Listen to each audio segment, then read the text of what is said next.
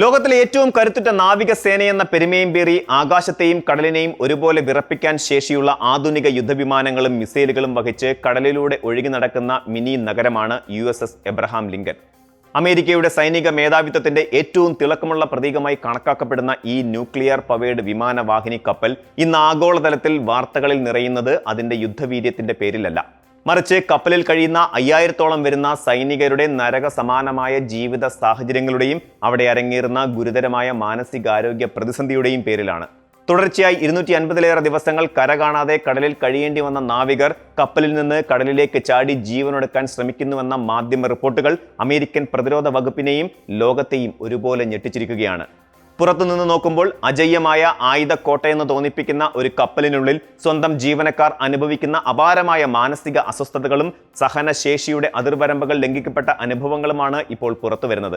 2025 November 21-നാണ് കാലിഫോർണിയയിലെ San ഡിയേഗോയിലുള്ള നാവിക കേന്ദ്രത്തിൽ നിന്ന് USS എബ്രഹാം ലിങ്കൻ തന്റെ യാത്ര ആരംഭിച്ചത്. പസഫിക് മേഖലയിലെ സാധാരണ സുരക്ഷാ പര്യടനത്തിനായി പുറപ്പെട്ട കപ്പൽ 7 മാസത്തെ ദൗത്യത്തിന് ശേഷം 2026 മെയ് മാസത്തോടെ തിരികെ നാട്ടിലെത്തുമെന്നാണ് അധികൃതർ സൈനികർക്കും അവരുടെ കുടുംബങ്ങൾക്കും നൽകിയിരുന്ന ഉറപ്പ്. എന്നാൽ പശ്ചിമേഷ്യയിൽ ഇസ്രയേലും ഇറാനും തമ്മിലുള്ള സംഘർഷം കടുക്കുകയും അമേരിക്ക നേരിട്ട് യുദ്ധത്തിൽ പങ്കാളിയാവുകയും ചെയ്തതോടെ കാര്യങ്ങൾ കീഴ്മേൽ മറിഞ്ഞു.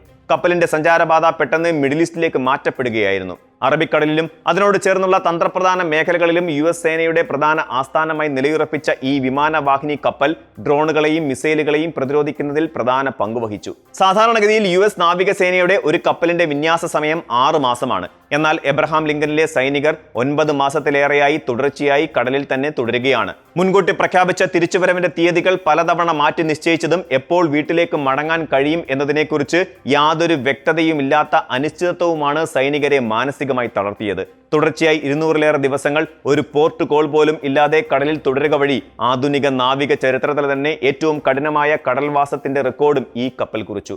US സൈന്യത്തിൽ ഏറ്റവും കഠിനമായ കായിക മാനസിക പരിശീലനം ലഭിച്ച മറീനുകളും നാവികരുമാണ് കപ്പലിൽ ഉള്ളതെങ്കിലും ലിങ്കണിനുള്ളിലെ നിലവിലെ അവസ്ഥ അവരുടെ സഹനശേഷിക്കും അപ്പുറമാണ്.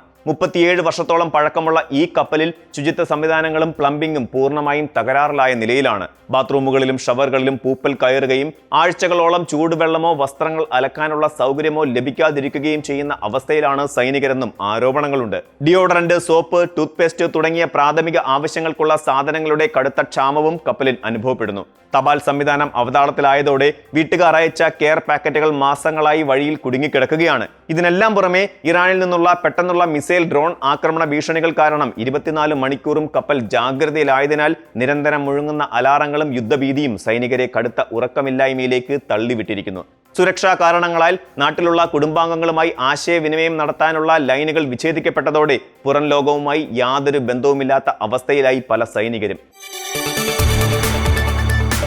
കൂടുതൽ വാർത്തകൾക്ക് News 18 Keralam YouTube channel subscribe ചെയ്യുക.